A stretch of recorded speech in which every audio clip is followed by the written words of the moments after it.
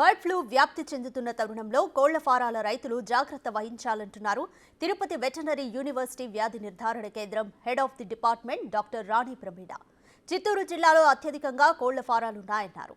Animal husbandry శాఖ ముందు జాగ్రత్త చర్యలు తీసుకుంటోందని తెలిపారు. ఇక మరిన్ని వివరాలు మా ప్రతినిధి దామోదర్ అందిస్తారు.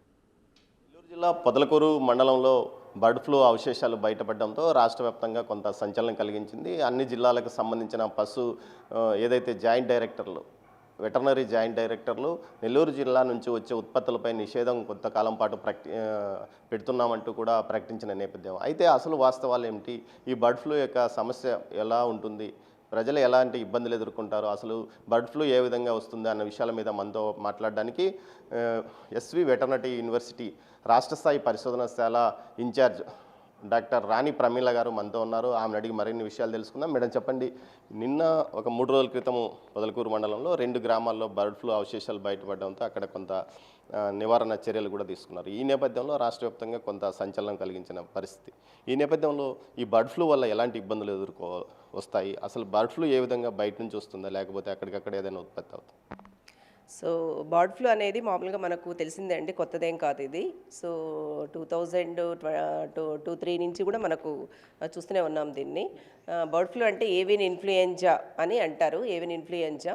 సో ఏవియన్ ఇన్ఫ్లుయెంజా అనేది ఒకటి వైరస్ అండి, అది సిగ్మెంటెడ్ జీనోమ్ వైరస్, ఆర్థోమిక్సోవిరిడే ఫ్యామిలీకి సంబంధించింది. సో ఈ ఆర్థోమిక్సోవిరిడే ఫ్యామిలీ ఏవియన్ ఇన్ఫ్లుయెంజాలో టైప్లు ఏబీసీ అని 3 ఉంటాయండి. ఏ వచ్చి ఓన్లీ బర్డ్స్లోనే అనిమల్స్లోనే వస్తుందండి. బి అండ్ సి అనేది హ్యూమన్స్లో వస్తుంది. సో ఏ అనేది అనిమల్స్కు రావచ్చు, ఒకవేళ హ్యూమన్స్కి కూడా రావచ్చు. బి అండ్ సి అనేది ఓన్లీ హ్యూమన్స్లోనే వస్తుంది. ఈ టైప్ ఏ అనేది కొంచెం చాలా జాగ్రత్తగా ఉండాలి. అందులో హైలీ ప్యాథోజెనిక్, లో ప్యాథోజెనిక్ అని 2 వెరైటీస్ ఉంటాయి. సో దీంట్లో కూడా డిఫరెంట్ సబ్ టైప్స్ ఉంటాయండి. దాంట్లో ఒక 16H అని, తర్వాత N19 అని డిఫరెంట్ సబ్ టైప్స్ కూడా ఉంటాయి. సో టైప్ ఏ అనేది చాలా కీలకమైంది. హైలీ ప్యాథోజెనిక్ స్ట్రెయిన్స్ మామూలుగా ఈ వ్యాధి కారణమవుతుంటాయి. ఇది ఏవియన్ ఇన్ఫ్లుయెంజా వైరస్ నార్మల్గా వైల్డ్ బర్డ్స్ అండి, మైగ్రేటరీ బర్డ్స్లో, వైల్డ్ అంటే వలస పక్షుల్లో ఎక్కువగా నార్మల్గా అంటే దానికి స్వతహాగా బాడీలో ఉంటుందండి.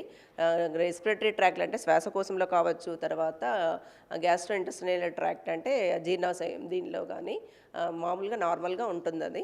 సో అవి మామూలుగా ఒక ఏరియా నుంచి ఇంకో ఏరియాకు ఈ వాటర్, ఎస్పెషల్లీ ఈ సమ్మర్ సీజన్ అట్లా వచ్చినప్పుడు వలసపోతుంటాయి, మామూలుగా తెలిసిందే.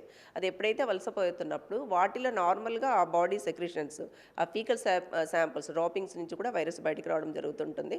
అది ఎప్పుడైతే డిఫరెంట్ ఏరియాస్ అవి ఎక్కడ ఉంటాయో అక్కడ ప్లేసెస్ను కంటామినేట్ చేసినప్పుడు ఆ faecal sample feed and water other దీంతో కలిసినప్పుడు ఈ స్ప్రెడ్ అయ్యేదానికి అవకాశం ఉంటుంది మైగ్రేటరీ బర్డ్స్.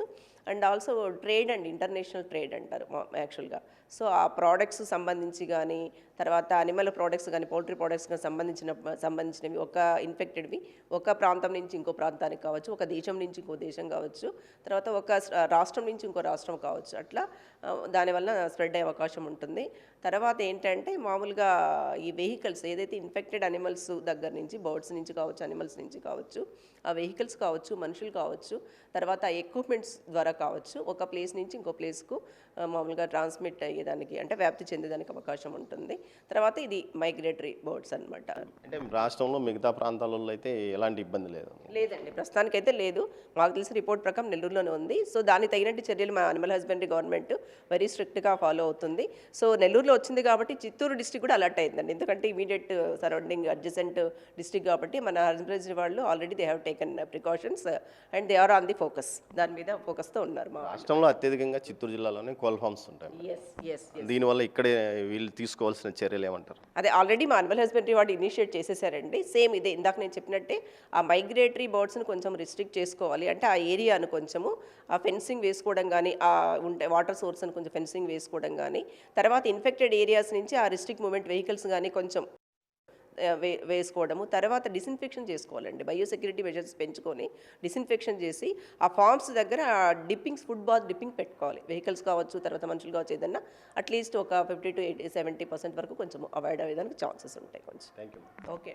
రాష్ట్రంలో అత్యధికంగా కోళ్ల ఫారాలు ఏదైతే అట్లు గుడ్ల ఉత్పత్తికి కానీ చికెన్ ఉత్పత్తికి కానీ సంబంధించిన కోళ్ల ఫారాలు ఎక్కువగా ఉమ్మడి చిత్తూరు జిల్లాలో ఉన్న నేపథ్యంలో సమీప సరిహద్దు అయిన నెల్లూరు జిల్లాలో ఈ బర్డ్ ఫ్లూ బయటపడడం వల్ల చిత్తూరు జిల్లా కోళ్ల ఫామ్ యజమానులు కూడా పూర్తి స్థాయిలో నివారణాత్మక చర్యలు తీసుకోవాలి. అందుకోసమే ఇప్పటికే ఎనిమల్ హస్బెండరీ శాఖ ఈ విషయాన్ని నెల్లూరు జిల్లా నుంచి వచ్చే దిగుమతులను పూర్తిగా ఆపివేసినట్లు ప్రకటించిన నేపథ్యంలో ఈ బర్డ్ ఫ్లూకి సంబంధించి జాగ్రత్తలుగా ఉంటూనే అయితే అది అంత ప్రమాదకరం కాదని డాక్టర్ రాణి ప్రమీల గారు అంటున్నారు. కెమెరా పర్సన్ పురుషోత్తంతో Damodar, Tirupati SV veterinary university నుంచి.